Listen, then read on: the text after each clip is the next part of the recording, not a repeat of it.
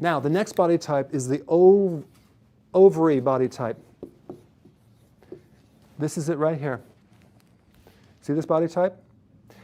Look where they gain the weight, lower part, in the hips, thighs. That's estrogen dominance. Take a while to guess why you don't see very many men that look like that. They don't have ovaries. Very good. So the ovary will outproduce too much estrogen. The estrogen makes fat around the superficial from here down. It will also make your arms get big and the breasts get big. I had one patient, she was so estrogen dominant, she became a size H. I didn't even know it goes that high. I thought D, double, triple D was the highest. Let's see, A, B, C, D, E, F, G, H. Yeah, that's estrogen dominance. How do you know if you're estrogen dominant? If you look like that, and also you have heavy periods, cramping, PMS, all that. Guess what that's going to do? It's going to make a fibroid. I see so many women with fibroids. It's estrogen dominance. So what's the solution? Cut it out? I mean, they're not doing anything. There are foods that you can eat right now that will balance estrogen. It's called the cruciferous vegetable. Cruciferous vegetables are like kale, broccoli, Brussels sprouts, cabbage, all the foods that no one eats. Those are very estrogen. They clean up the estrogen. They balance it and the chemicals. Thank goodness we have those foods in our diet, if we ever eat them. But mainly people cook the heck out of them, don't they? So estrogen dominant will cause anything wrong with the cycle. Heavy periods, headaches that time of the month, cravings that time of the month, PMS. How many of you know people that are PMS? Okay. I can see the husbands are not like, they're like, no, I'm just kidding. So you have all these different issues that happen that time of the month, if it's cyclic, because the hormones go on waves, just like all these circadian waves. Fertility, infertility, because estrogen. You know what's really amazing? Things, you have this estrogen dominant patient, and guess what they give them? Birth control pills. What the? It's the exact opposite thing. You're going to put them more in estrogen dominance. What food should they stay away from? Soy. Why? Because soy is very estrogenic, and the soy that's in America is not the same that's in other places. It's not fermented. It's like, it's just soy powder. It's soy protein isolates. What does that do? It's going to grow tumors in your liver, in your where else? In the ovaries, in the uterus. It'll grow tumors. It's very tumor producing. Yeah, I see it all the time. There were even some men that came in that were drinking so much soy milk they started lactating. That was enough for me to cut it completely out of the diet. But there's estrogen is very, very bad for the liver, and it's in almost it's in a lot of foods, isn't it? It's genetically modified. It's almost 100% genetically modified in the U.S., and that means they alter the structure. So there's a lot of unknowns right now. There's no studies. So it doesn't have to be on the label too to be genetically modified. They could just stick it in there. So you have soy. It's also in a lot of prepackaged foods, a lot of diets. Yeah, isn't it interesting? The stuff that causes estrogen is in these diets. Why do they use it? Because it's so cheap. It's so cheap. I made a kale shake with, I was going to put some protein, and the guy that was helping me develop the formula, he says, oh, you got to put some soy in, it's really cheap. I'm like, I'm not going to put that in there. That's going to like kill people. So I put spirulina. That's like a vegetable, a sea vegetable. So it has some egg white, organic egg white in kale. But the point is that you don't want to do a lot of estrogen with that, because you want to make sure if they're doing meats and dairy that they have organic, hormone-free. This body type craves dairy. They like ice cream, cheese, yogurt.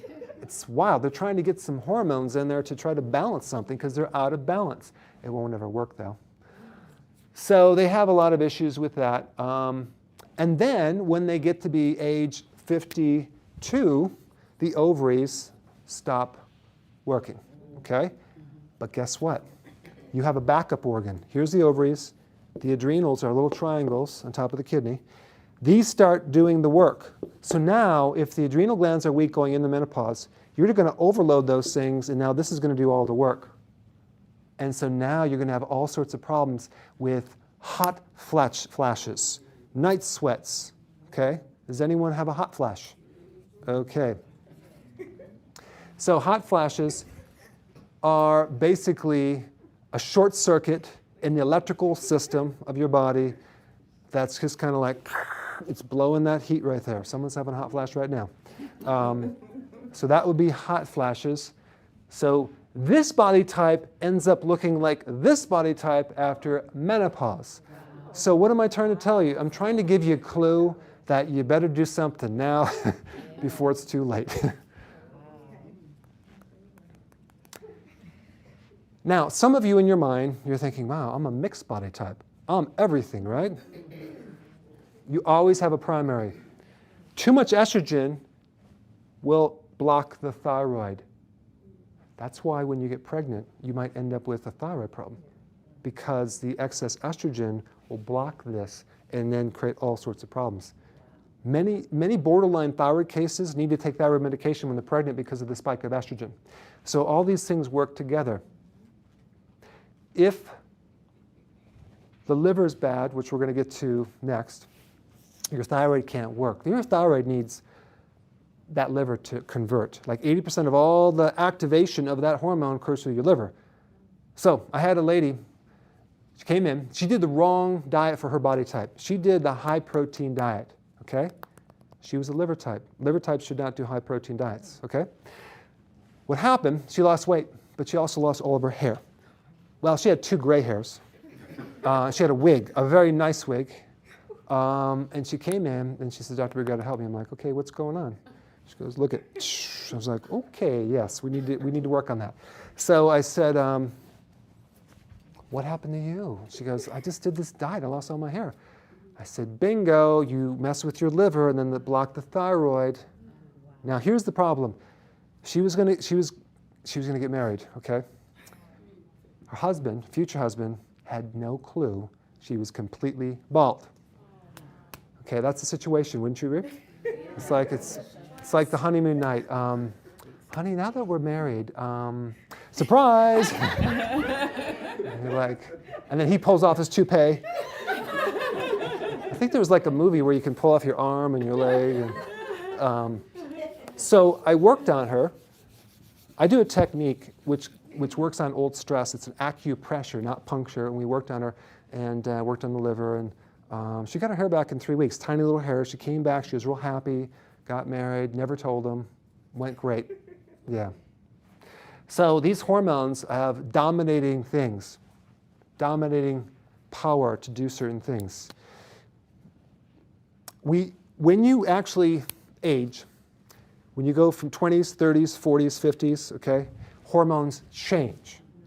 Metabolism slows down. Would you agree with that? You can't keep doing the same thing with the calorie counting. You have to look at the hormones in relationship to the triggering of the fat-burning hormones. I'm going to show you something before I get to the next body type real fast. Hormones. There are 3 dominating hormones that, if present in small amounts, will completely block and cancel all the fat-burning hormones, okay? In other words, you have 2 things. You have things that you should avoid, and you have things that you should do. The things that you should avoid are much, much, much, much more important than the things that you should do. It's the little stuff, okay? So let's take this one. The first one is called insulin. Insulin is a hormone that regulates sugar. It decreases sugar. It's triggered by sugar. So every time you eat sugar, it spikes the insulin, okay? Then you become a diabetic, and then sugar goes high. It doesn't go down, so you have to take insulin. In the presence of just a little tiny bit of insulin, it can cancel out and completely destroy all the good stuff that you did. So let's just make this real. Let's take a cookie, 80 calories. You can walk that off in about a mile, but the sugar in that one cookie will block fat burning for 72 hours if you have a slow metabolism, like most people do. A half a glass of orange juice, a glass of wine, unless Dr. Oz told you to do it, which I'm just being sarcastic, because I'm like, wine is alcohol, it's sugar. It's like, it's going to completely block you. So we got insulin, right? It's the little stuff that's going to really mess you up. So we have to give you substitutes for the thing you crave. I already know a habit is almost impossible to break. So we don't want to take all the pleasure away from you in life. We want to tweak it. So there's things you can eat. Brownies, for example, that have no sugar, no flour. And you can eat those. You just have to know how to make them. And we have the recipes we can give you, and you can actually have it in the refrigerator and go for that every night, or when you like that. Number 2, cortisol. Too much cortisol, that's the stress. You're not going to lose weight. And how do you get rid of stress? Sleeping, walking. I teach people to do an acupressure technique, which basically pulls the stress out. You do it before bed, and you just get into a good sleep, and it extracts the old stress. So cortisol will block fat burning. That's why you have, like, when you have physical trauma and then you have losses, loss of a loved one or a divorce, whatever, that will hit the adrenal 1,000 times harder than a physical trauma. That's why you have people that, like, after like this major event, they're just like, they never recover. That's why you get autoimmune diseases like lupus, MS. They all come after losses. Okay? So then we have the last hormone that makes you fat is called estrogen. Remember all those hidden sources of estrogen? It's in the hormones. In Europe, people are thinner than Americans. In America, we got girls going through the menstrual cycle a lot earlier, larger breasts. Kids are fatter. You might say it's a lot of different things, but I think the hormones are really messing us up. Now, do you guys realize that turkeys are fed hormones? That's why they're bigger. They're huge, right? They can grow them fast. If you consume the turkey that's been injected with a hormone, is it possible that some of that residue can get in your body? Yes. If it makes a turkey a butterball turkey, is it possible it can make a butterball out of you? A butterball turkey out of you? Welcome to America. You're in the wrong country at the wrong time. So some of these poor countries, they're really rich in nutrients, but they come here and they just get fat. I see it all the time. They move to America. I'm like, you're doing fine until you moved here. Welcome to Virginia. So we have to eat and understand how to fortify our hormones, okay?